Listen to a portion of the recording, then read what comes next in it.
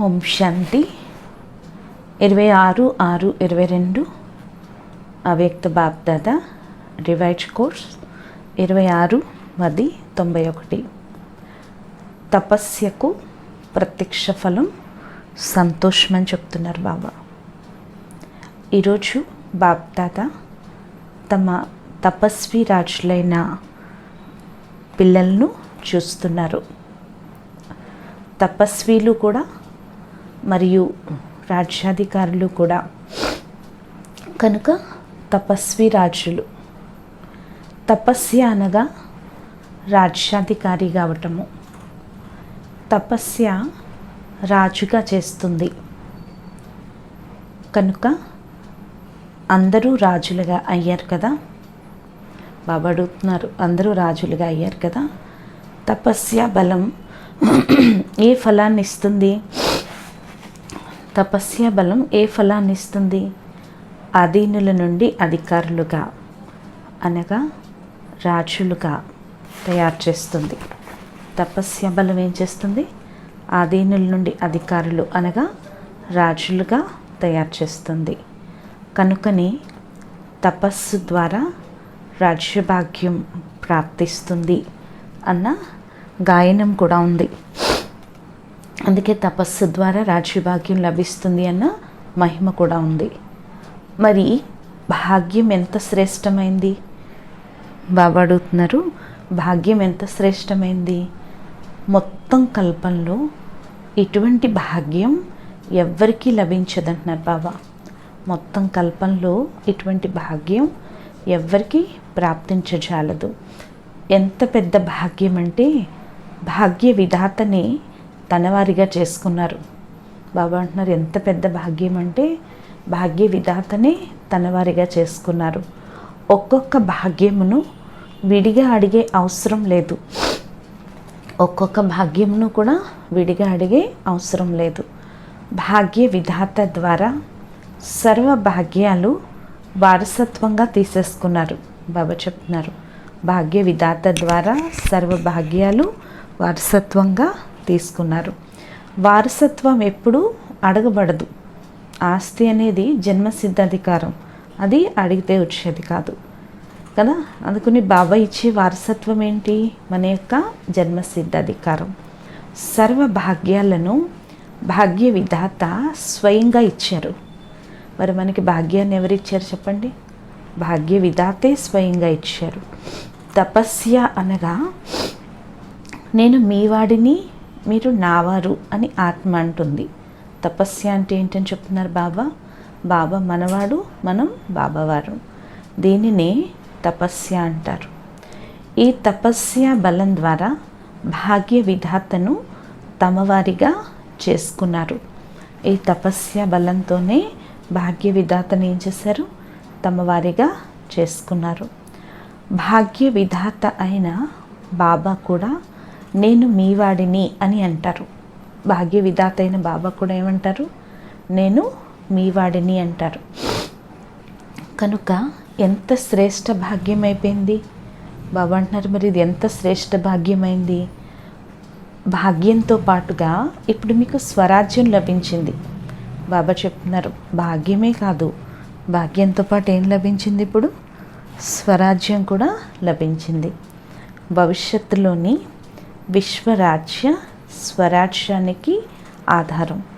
భవిష్యత్తులోని విశ్వరాజ్యం కూడా స్వరాజ్యానికే ఆధారం. ఇదే కనుక తపస్వి రాజులు. బాప్దాదా కూడా రాజ్యాధికారి పిల్లలైన ప్రతి ఒక్కరిని చూసి హర్షితులవుతారు. బాప్దాదా కూడా ఏం చేస్తారు? ప్రతి ఒక్క రాజ్యాధికారి పిల్లల్ని చూసి హర్షితులవుతారు. భక్తిలో అనేక జన్మలలో బాప్దాదా ముందు ఏమని చెప్పారు? గుర్తుందా లేక మర్చిపోయారా అని అడుగుతున్నారు. పదే పదే స్వయాన్ని నేను బానిసను, నేను బానిసను అనే అన్నారు. నేను మీ బానిసను అని అన్నారు. బాబా అడుగుతున్నారు, మీరు నా పిల్లలు అయినా కానీ బానిసలా అని బాబా అంటారు. మీరు పిల్లల బానిసలా? సర్వశక్తివంతుడి పిల్లలు మీరు బానిసలు కాదు. సర్వశక్తివంతుడి పిల్లలు బానిసలు అనడం శోభిస్తుందా అంటున్నారు. నేను మీ బానిసను అన్నదానికి బదులుగా బాబా ఏ అనుభవాన్ని చేయించారు? నేను మీ వాడిని అన్న అనుభవం చేయించారు. కనుక బానిసల నుండి రాజులుగా అయ్యారు. ఇప్పుడు కూడా ఎప్పుడైనా బానిసలుగా అయితే అవరు కదా. బాబా అంటున్నారు ఇప్పుడు బానిసలుగా అవరు కదా. బానిసత్వం అనే పాత సంస్కారం ఎప్పుడు ఎమర్జ్ అయితే అవటం లేదు కదా. బాబా అడుగుతున్నారు బానిసత్వం అనే పాత సంస్కారం ఎప్పుడు ఎమర్జ్ అవ్వట్లేదు కదా. మాయకు బానిసలుగా అవుతారా చెప్పండి? మాయకి బానిసలుగా అవుతారా? రాజు ఎప్పుడు బానిస కాచాలడు. బానిసత్వం తొలగిపోయిందా లేక అప్పుడప్పుడు మంచిగా అనిపిస్తుందా? బాబా అడుగుతున్నారు బానిసత్వం తొలగిపోయిందా లేక అప్పుడప్పుడు మంచిగా అనిపిస్తుందా? కనుక తపస్య బలం చాలా శ్రేష్టమైందని చెప్తున్నారు. మరి ఏ తపస్సును చేస్తారు? తపస్య బలం చాలా శ్రేష్టమైంది. మరి ఏ తపస్సును చేస్తారో అని అడుగుతున్నారు బాబా. తపస్సు చేయటంలో కష్టపడతారా? బాబా అడుగుతున్నారు తపస్సు చేయటంలో కష్టపడతారా? తపస్య అంటే ఏంటి అన్నదాన్ని బాప్దాదా వినిపించారు కదా. తపస్సు అంటే ఏంటో బాబా వినిపించారు కదా. ఆనందాలను జరుపుకోవటము. తపస్య అనగా చాలా సహజంగా నాట్యం చేయటం మరియు పాటలు పాడడం. తపస్సు అంటే ఏంటి? చాలా ఆనందంగా నాట్యం చేయటం, పాటలు పాడడం, అంతే. ఆడటం పాడటం సహజమవుతాయా లేక కష్టమవుతుందా? మనోరంజనం కలుగుతుందా లేక కష్టం అనిపిస్తుందా అంటున్నారు బాబా. మరి తపస్సులో ఏం చేస్తారు? తపస్సుకు ప్రత్యక్ష ఫలం సంతోషం. మరి సంతోషం వచ్చినప్పుడు ఏం జరుగుతుంది? నాట్యం చేస్తారు కదా. తపస్య అనగా సంతోషంలో నాట్యం చేయటం మరియు బాబా మరియు తమ అనాది ఆది స్వరూపం యొక్క గుణగానం చేయటం. మరి ఈ పాట ఎంత గొప్పది, మరి ఎంత సహజమైంది. ఈ పాట పాడేందుకు గొంతు సరిగ్గా ఉందా లేదా అన్నదాని అవసరం లేదు. అక్కడ పాట పాడేటప్పుడు గొంతు సరిగ్గా ఉందో లేదో చూస్తారు, కానీ ఈ పాటకైతే అది అవసరం లేదు. నిరంతరం ఈ పాటను పాడగలరు. నిరంతరం సంతోషంలో నాట్యం చేస్తూ ఉండండి. మరి తపస్యకు అర్థం ఏంటి? ఆడటం మరియు పాడటం ఎంత సహజం. ఎవరైతే చిన్న పొరపాటు చేస్తారో వారి తల భారమవుతుంది. బ్రాహ్మణ జీవితంలో ఎప్పుడూ ఎవరి తల భారం అవ్వచాలదు. హాస్పిటల్ తయారు చేసే వారికి తల భారమైందా? బాబా అడుగుతున్నారు. పూచీదారుడు ఎదురుగా కూర్చొని ఉన్నాడు కదా కదా బాధ్యతాదారుడు ఎవరు? బాబా కదా. తల భారంగా ఉంది. చేయించే బాబా ఉన్నప్పుడు మీకేం భారం? బాబా అడుగుతున్నారు చేయించేవాడు ఉన్నప్పుడు మీకేంటి కష్టం? దీన్నైతే నిమిత్తంగా చేయిస్తూ భాగ్యాన్ని తయారు చేసుకునేందుకు సాధనంగా అవుతున్నారు కదా. దీన్నైతే నిమిత్తంగా చేయిస్తూ భాగ్యాన్ని తయారు చేసేందుకు సాధనంగా అవుతున్నారు. మీ బాధ్యత ఏముంది? బాబాను కాకుండా తమ బాధ్యత భావిస్తే తల భారం అవుతుంది. బాబా ఏం చెప్తున్నారు? నాది బాధ్యత అనుకుంటే తల భారం అవుతుంది, బాబాది బాధ్యత అనుకుంటే తల భారం అవ్వదు. సర్వశక్తివంతుడైన బాబా నా సహచరుడైనప్పుడు ఇక భారీతనం ఏముంటుంది? సర్వశక్తివంతుడైన బాబా నా సహచరుడు అని అనుకున్నప్పుడు భారీతనం ఏముంటుంది?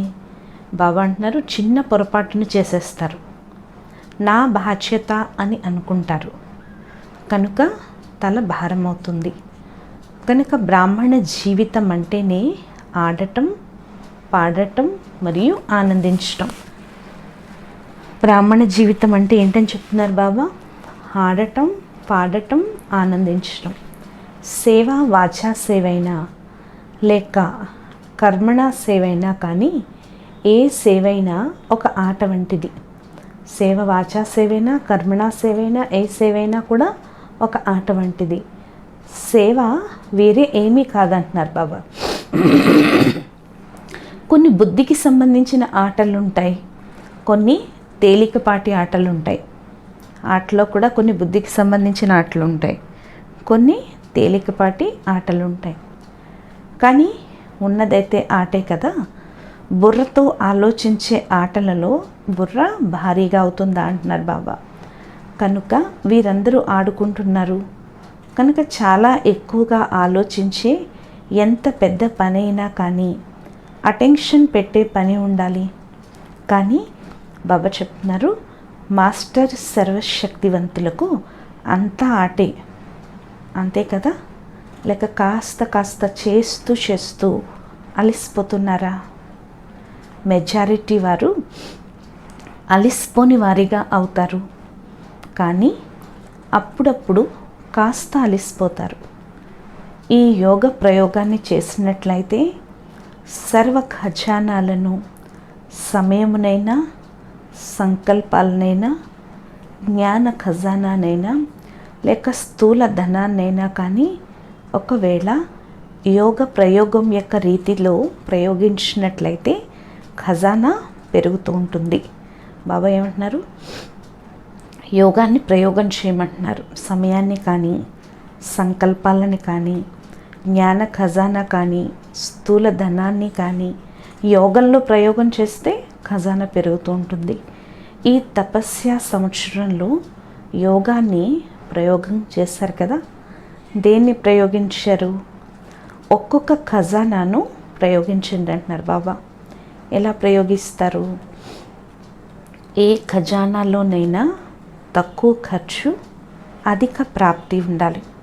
ఏ ఖజానాలోనైనా సరే ఏం చేయాలి? తక్కువ ఖర్చు ఉండాలి, అధిక ప్రాప్తి ఉండాలి. కష్టము తక్కువ, సఫలత ఎక్కువ. ఈ విధితో ప్రయోగం చేయండి. సమయము లేక సంకల్పాలు ఖజానానే తీసుకోండి.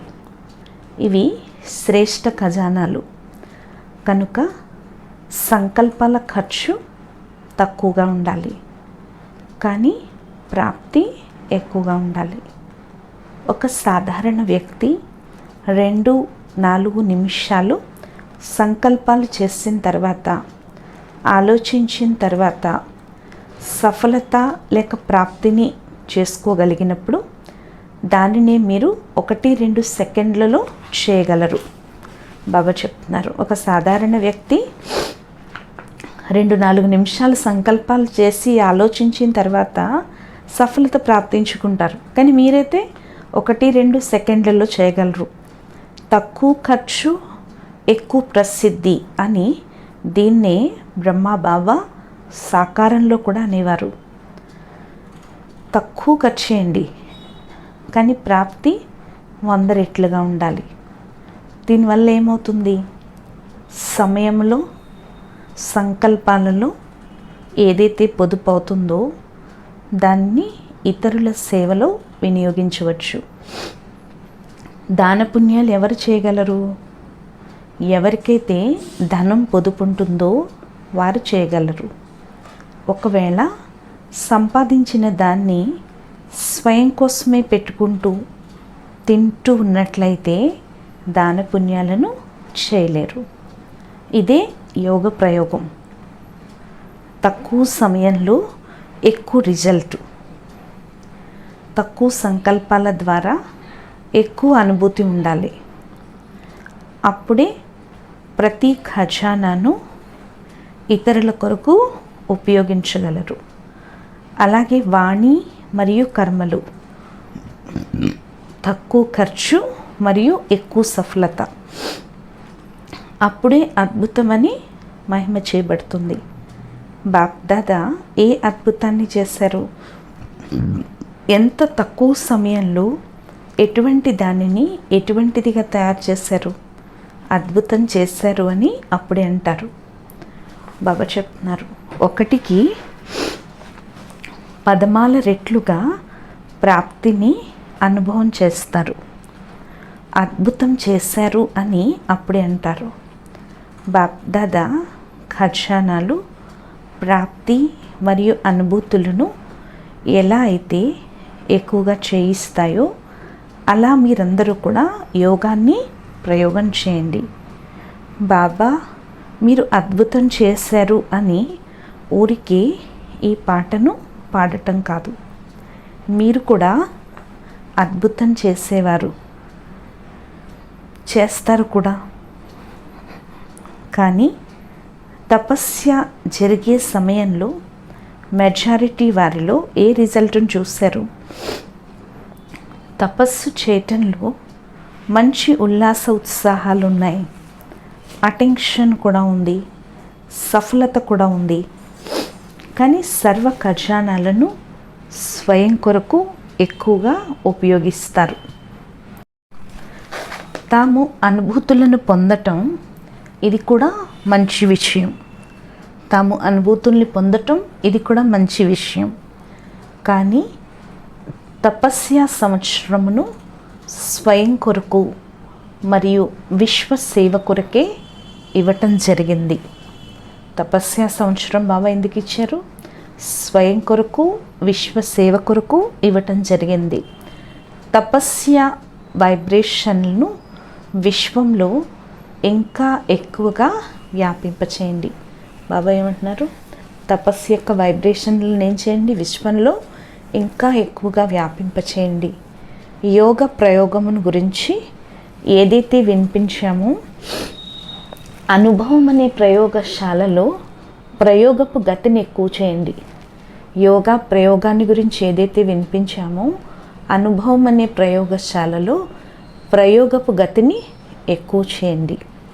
మీ శక్తిశాలి వైబ్రేషన్ల ద్వారా వాయుమండలం పరివర్తన అవ్వటం వర్తమాన సమయంలో సర్వాత్మలకు అవసరం కనుక ప్రయోగించటాన్ని ఇంకా ఎక్కువగా చేయమంటున్నారు బాబా.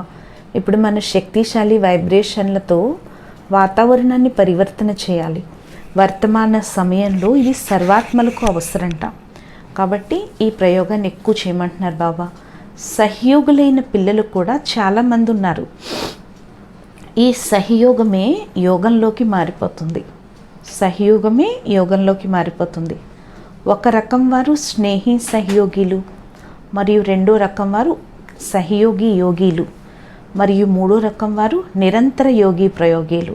బాబా ఏం చెప్తున్నారు? ఒకరు స్నేహి సహయోగిలు, 2వ వారు సహయోగి యోగిలు, 3వ రకం వారు నిరంతర యోగి ప్రయోగిలు. వీరిలో నేను ఎవరిని అని ఇప్పుడు మిమ్మల్ని మీరు ప్రశ్నించుకోండి. మీరు ఎవరనేది ప్రశ్నించుకోమంటున్నారు బాబా. బాప్దాదాకు 3 రకాల పిల్లలు కూడా ఇష్టమైన వారేట. చాలామంది పిల్లల యొక్క వైబ్రేషన్లు బాప్దాదా వద్దకు చేరుకుంటున్నాయి. చాలామంది పిల్లల యొక్క వైబ్రేషన్లు బాప్దాదా వద్దకు చేరుకుంటున్నాయట. రకరకాల వైబ్రేషన్లుట. ఏ విషయము బాబా వద్దకు చేరుతుందో తెలుసా అని అడుగుతున్నారు. మరి ఏ విషయం బాబా వద్దకు చేరుతుంది? సూచన ద్వారా తెలుసుకునేవారే కదా. బాబా అంటున్నారు సైగల ద్వారా తెలుసుకునేవారే కదా.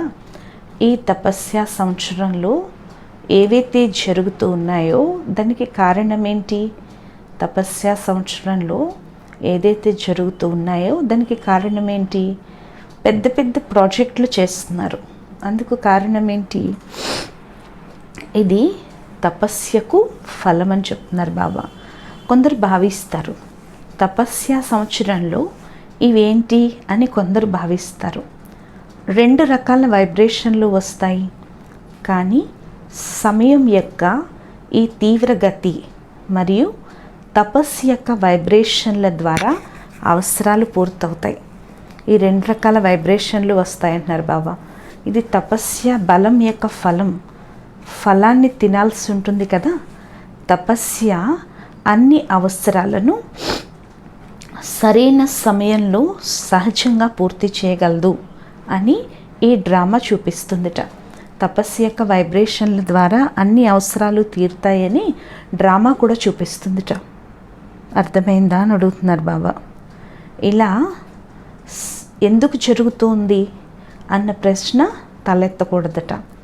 తపస్య అనగా సఫలత సహజ అనుభూతిగా ఉండాలి. ఇలా ఎందుకు జరుగుతుంది, అలా ఎందుకు జరుగుతుంది అనే ప్రశ్న తలెత్తకూడదు. తపస్య అంటే ఏంటి? సఫలత సహజ అనుభూతిగా ఉండాలట.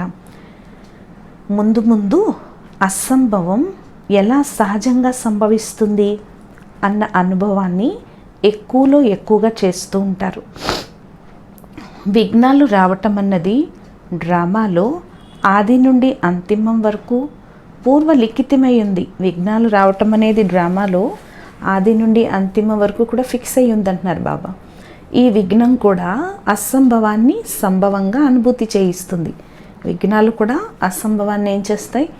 సంభవం చేయిస్తాయట. మరి మీరందరూ అనుభవీలుగా అయిపోయారు కదా, అవునా? మీరందరూ అనుభవీలుగా అయిపోయారు కనుక విఘ్నం కూడా మనకి ఎలా అనిపిస్తుంది? ఒక ఆటలాగా అనిపిస్తుంది. ఫుట్బాల్ ఆట ఆడతారు కదా, ఆటలో ఏం చేస్తారు? బాల్ వస్తుంది, అప్పుడే కదా కాలుతో కొడతారు. ఒకవేళ బాలే రాలేదనుకోండి, బంతే రాలేదనుకోండి, దాన్ని ఎలా కొడతారు? ఆట ఎలా ఉంటుంది కదా. ఇది కూడా ఫుట్బాల్ ఆట అనుకోమంటున్నారు బాబా. ఆట ఆడటంలో మజా వస్తుంది కదా, లేక తికమక పడిపోతారా? ఆట ఆడినప్పుడు మజా వస్తుందా, లేక తికమక చెందుతారా? బాల్ నా వద్దకు రావాలి, నేను కొట్టాలి అని ప్రయత్నిస్తారు కదా. ఈ ఆట జరుగుతూనే ఉంటుంది. బాబా అంటున్నారు, ఈ ఆట ఇలా జరుగుతూనే ఉంటుంది. నథింగ్ న్యూ, ఇదేమీ కొత్త కాదు. డ్రామా ఆటను కూడా చూపిస్తుంది మరియు సంపన్న సఫలతను కూడా చూపిస్తుంది. ఇదే బ్రాహ్మణ కుల పద్ధతి, ఇదే నియమం అని చెప్తున్నారు బాబా. అచ్చా, ఈ గ్రూప్కు చాలా అవకాశాలు లభించాయి. ఏ కార్యానికైనా నిమిత్తులుగా అవటం, ఎటువంటి విధి ద్వారానైనా నిమిత్తంగా అవటం అనగా ఛాన్స్ను తీసుకునే ఛాన్స్లర్లు అవటం. నేటి ప్రపంచంలో సంపన్నులు చాలామంది ఉన్నారు, కానీ ప్రపంచంలోని వారి వద్ద లేనిది మీ వద్ద ఉన్నది అయిన అతిపెద్ద సంపద ఏంటో చెప్పండి. సంపన్నమైన వాళ్ళు చాలామంది ఉన్నారు, ధనవంతులు, కానీ ప్రపంచంలో వాళ్ళ వద్ద లేనిది మన వద్ద ఉన్నది ఏంటి? దీని అవసరం సంపన్నులకు కూడా ఉంది, పేదవారికి కూడా ఉంది. అది ఏ సంపద చెప్పండి? అన్నిటికంటే అతిపెద్ద సంపద సింపతి, అంటే దయా కనికరం. అంటే ఎంత పెద్దవాళ్ళైనా సింపతి లేదు, దయ చూపించే వాళ్ళు లేరు. అది ఏ సంపద? దయా అనే సంపద. పేదవారైనా లేక ధనవంతులైనా కానీ ఈ రోజుల్లో సింపతి లేదు. సింపతి సంపద అంటే దయా సంపద అన్నిటికంటే అతిపెద్ద సంపదట. వేరే ఏమీ ఇవ్వకపోయినా కానీ సింపతి ద్వారా అందరినీ సంతుష్టపరచగలరు. మరియు మీరు చూపించే సింపతి ఈశ్వరీయ పరివారం యొక్క సంబంధం ద్వారా చూపించే సింపతి. ఇది అల్పకాలికమైన సింపతి కాదు. పరివారపు దయ అన్నిటికంటే అతిపెద్ద దయ. మరి ఇది అందరికీ అవసరం, మీరు అందరికీ ఇవ్వగలరు. ఆత్మిక దయ తనువు, మనస్సు మరియు ధనమును కూడా ప్రాప్తింపచేయగలదు అంటున్నారు బాబా. అచ్చా, దీని గురించి మరొకసారి వినిపిస్తాము. అచ్చా, నలువైపులా గల తపస్విరాజ్ శ్రేష్ఠాత్మలకు సదా యోగ ప్రయోగం ద్వారా తక్కువ ఖర్చును శ్రేష్ఠ సఫలతను అనుభవం చేసుకునే వారికి, సదా నేను మీ వాడిని మీరు నావారు అన్న ఈ తపస్యలో మగ్నమై ఉండేవారికి, సదా ప్రతి సమయం తపస్సు ద్వారా సంతోషంలో నాట్యం చేస్తూ బాబా మరియు తమ గుణగానమును చేసే ఇటువంటి దేశ విదేశాల్లో సర్వస్మృతి స్వరూప పిల్లలకు బాప్దాదాల యొక్క ప్రియ స్మృతులు, గుడ్ మార్నింగ్ మరియు నమస్తే. మధురాతి మధురమైన ఆత్మీక తండ్రికి ఆత్మీక పిల్లల యొక్క ప్రియ స్మృతులు, గుడ్ మార్నింగ్ మరియు నమస్తే నమస్తే నమస్తే. వరదానము: తమ నడవడిక మరియు ముఖం ద్వారా భాగ్యపు రేఖను చూపించి శ్రేష్ఠ భాగ్యవాన్ భవ. బ్రాహ్మణ పిల్లలైన మీకు నేరుగా అనాది పిత మరియు ఆది పిత ద్వారా ఈ అలౌకిక జన్మ లభించింది. డైరెక్ట్గా మనకి అనాది పిత ఆది పిత శివ బాబా బ్రహ్మ బాబా ద్వారా మనకి అలౌకిక జన్మ లభించింది. ఎవరి జన్మైతే డైరెక్ట్గా భాగ్య విధాత ద్వారా జరిగిందో వారు ఎంతటి భాగ్యవంతులు. మీ ఈ శ్రేష్ఠ భాగ్యాన్ని స్మృతిలో ఉంచుకుంటూ హర్షితులుగా ఉండండి. ప్రతి నడవడికలో మరియు ముఖంపై ఈ స్మృతి స్వరూపం ప్రత్యక్ష రూపంలో స్వయానికి అనుభవం అవ్వాలి, ఇతరులకు కనిపించాలి. మీ మస్తకం మధ్య ఈ భాగ్యరేఖ మెరుస్తూ కనిపించాలి. అప్పుడే వీరు శ్రేష్ఠ భాగ్యవాన్ ఆత్మలు అని అంటారు. స్లోగన్: ఎవరైతే అంతర్ముఖులుగా అయి లైట్ మైట్ రూపాన్ని అనుభవం చేస్తారో వారే యోగి ఆత్మలు. ఎవరైతే అంతర్ముఖులయ్యి శక్తి ప్రకాశ రూపాన్ని అనుభవం చేయిస్తారో వారే యోగి ఆత్మలు అని చెప్తున్నారు బాబా. ఈ మరజీవ జన్మ ఉన్నదే ప్రత్యక్ష ఫలాన్ని తినేందుకు. ఇక్కడ మనకి సహజంగానే ప్రాప్తి లభిస్తుంది కదా. ఇప్పుడు కష్టపడే అవసరం లేదు.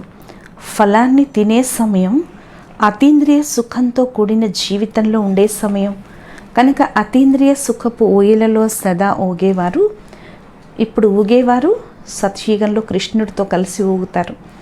సదా మీ ఫరిష్తా సీట్పై సెట్ అయి ఉన్నట్లయితే అతీంద్రియ సుఖపు ఊయలలో ఊగుతూ ఉంటారు. ఇందుకొరకు సహజమైన ఒకే విషయాన్ని గుర్తుంచుకోవాలి. మేం బాబా వారము, బాబా మావారు. ఈ ఒక్క విషయంలోనే అన్నీ ఇమిడి ఉన్నాయి. ఇది బీజము. బీజాన్ని పట్టుకోవడం సహజమవుతుంది కదా. వృక్షము విస్తారం, దాన్ని పట్టుకోవడం కష్టమవుతుంది. కనుక ఈ ఒక్క విషయాన్ని గుర్తుపెట్టుకోండి. మొత్తం విశ్వంలో బాబా ఎంతో కొద్దిమంది ఆత్మలనే ఎన్నుకున్నారు. వారిలో శ్రేష్టాత్మలైన మనం ఉన్నాం. అతీంద్రియ సుఖం యొక్క అనుభవం అవ్వాలి అన్న సంకల్పం చేయటంతోనే అతీంద్రియ సుఖం అనుభవం కలుగుతుందా, లేక కేవలం విన్నారా ప్రాక్టికల్ అనుభవం ఉందా, లేక కేవలం జ్ఞానం మాత్రమే ఉందా? ఎందుకంటే జ్ఞానము అనగా తెలుసుకోవటం, వివేకం. కనుక వివేకం యొక్క ఆధారంతో సదా అతీంద్రియ సుఖపు ఊయలలో ఊగుతూ ఉండండి. పుణ్యాత్మలుగా అయి ఎల్లప్పుడూ మీ ప్రతి మాట ద్వారా ఇతరులకు సంతోషంలో, బాబా స్నేహంలో, అతీంద్రియ సుఖంలో, ఆత్మిక ఆనందమయ జీవితాన్ని అనుభవం చేయిస్తూ వెళ్ళండి. ప్రతి మాట ద్వారా సంతోషం అనే ఔషధాన్ని తినిపించండి. మీ ప్రతి కర్మ సర్వాత్మలకు సహయోగపు ప్రాప్తిని చేయించేదిగా ఉండాలి. ఈ పుణ్యాత్మల కర్మలను చూస్తుంటే సదా ముందుకు ఎగిరి వెళ్ళే సహయోగపు ప్రాప్తి కలుగుతూ ఉంది అని ప్రతి ఆత్మ మీ కర్మల ద్వారా అనుభవం చేయించాలి. మురళీ రాగం ద్వారా, మురళీ వాయిద్యం మరియు మురళీలోని రహస్యాల ద్వారా మురళీధరుడైన తండ్రితో అనేక అనుభవాలను మీలో నింపుకోండి. ఒక్కోసారి మూలవతనం, ఒక్కొక్కసారి సూక్ష్మవతనంలోకి వెళ్ళిపోండి. ఒక్కొక్కసారి మీ రాజ్యంలోకి వెళ్ళండి. ఒక్కొక్కసారి లైట్ హౌస్, మైట్ హౌస్లకాయి ఈ దుఃఖీ అశాంతి ప్రపంచంలో ఆత్మలకు సుఖశాంతుల కిరణాలు ఇవ్వండి. ప్రతిరోజు 3 లోకాలు షేర్ చేయండి. మురళి విని అతీంద్రియ సుఖపు ఊయలలో ఊగుతూ ఉండండి. మురళీధరుని మురళీ రాగం ద్వారా అవినాశి ఆశీర్వాదాలనే ఔషధం లభించటంతోనే తనువు మనస్సు ఆరోగ్యంగా అయిపోతాయి. ఆనందంలో నిమగ్నమై చింతలేని చక్రవర్తులుగా అవుతారు. నిశ్చింత చక్రవర్తులు అవుతారు. స్వరాజ్య అధికారులుగా అవుతారు. అచ్చా, ఈరోజు స్వమానము నేను భాగ్యవాన్ ఆత్మను. అచ్చా, ఓం శాంతి.